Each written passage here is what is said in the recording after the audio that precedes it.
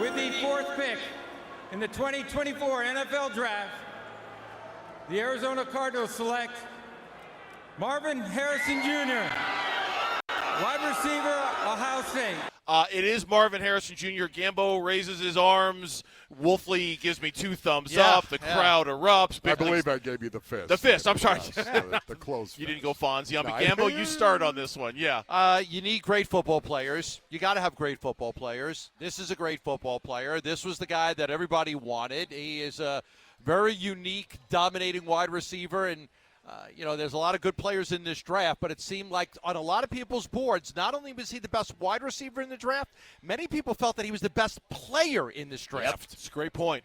Wolf, your thoughts on Marvin Harrison Jr. becoming a member of the Arizona Cardinals, please? This is, like I said, exactly what this offense needs at this point in time. When you're talking about an elite offense that attacks the line of scrimmage and runs the ball, they are an elite rushing team, the Arizona Cardinals, a top 5 rushing team in the National Football League because they attack the line of scrimmage. Now you need balls downfield. You need to take shots down the field, and this guy is going to give Kyler Murray the option to throw the ball down the field. Vic? Yeah, I love this guy for a lot of things, and mainly it's his in-game consistency. You look at his numbers, and I've done a deep dive on this guy. His analytics are even better than his tape in terms of the speed in which he runs his routes, the precision in which he runs his routes, the ability to make plays in traffic, the ability to uncover himself basically on every route he runs, and then his red zone production is insane. His level of touchdowns to red zone targets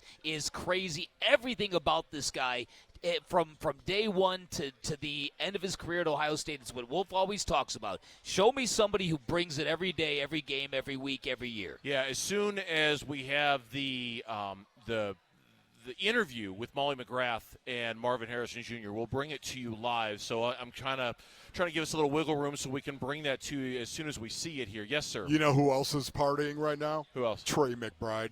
Oh, yeah. Trey McBride is going off right now because they got a guy that is going to bring aid, comfort, and shelter to Trey McBride in the middle of the field. Kyler Murray just tweeted out or posted on social media, "Let's rock," all caps. I just want to say this because Wolf mentioned Trey McBride. Yeah.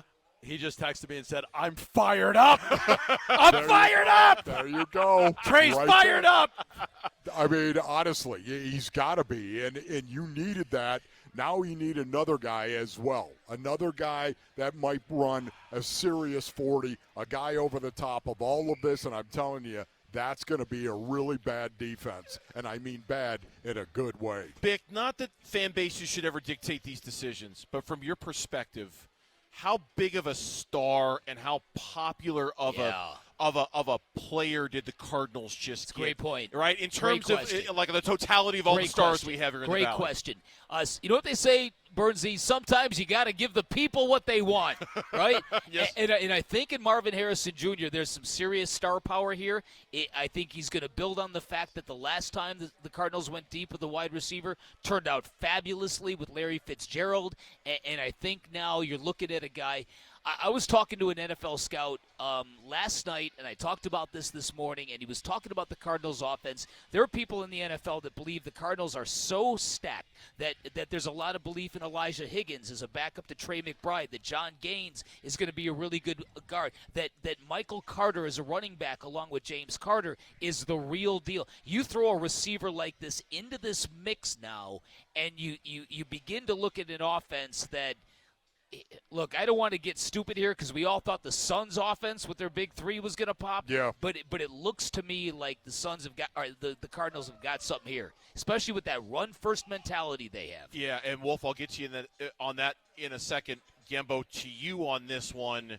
I imagine over the next 12 hours or so, we'll start to find out if there was any temptation. Yeah. If anybody called and did something that made the Cardinals think twice. They didn't use the entire 10 minutes. I don't know if we're going to get the fancy video tomorrow of Monty on the phone brokering a bunch of deals. It seemed like they were pretty convicted that if they were going to get off 4, you were going to have to blow us away with an offer that we just couldn't say no to. The other thing is, it's not like some of these teams, like the Bears don't have a whole lot of picks. There are teams out there that want picks. The Cardinals do have 11.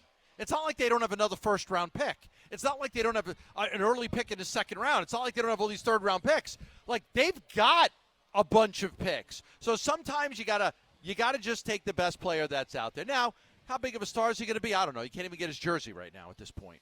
Yeah, you know what? It's funny, and that's what Maloney and I were just talking about. You can't even buy his jersey. Schefter reported earlier today, that he has not signed the licensing agreement yet with the NFL Players Association, so he can't appear in the video games, and they can't make his jersey yet for the I would imagine right now Cardinal fans would love to buy a Marvin Harrison Jr. jersey if they could.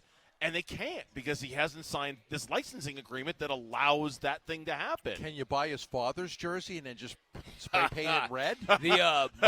Mark Dalton tweeted, there's something to be said about genetics, too, because, you're talking about a guy that's bigger and faster than his Hall of Fame father.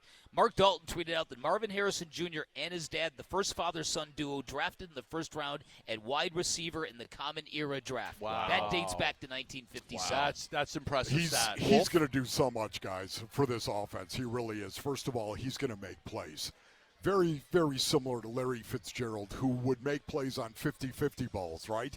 Make it more like 80-20, as a matter of fact. Well, Larry Fitzgerald was a guy that when he's covered, he's still open. I think Marvin Harrison Jr., time will tell on this, but I think he's going to be the same guy. He's going to make plays. Not only is he going to make plays, he's going to give space. He's going to provide aid, comfort, and shelter to his other wide receivers that are out on the field, including Trey McBride once again. And not only that, too. If you watch this kid, he's a big wide receiver, and he tries to block. He does. He's no Roma Dunze, but he tries to block and get in the way. This guy is going to do so much for Kyler Murray in reading coverages and watching a guy who's almost 6'4" run across the middle of the field. It's like a tree. Have you ever seen a tree? It's got a canopy, right? And you see that canopy? Marvin Harrison Jr. has got a canopy that is going to make it easy for quarterbacks to see him.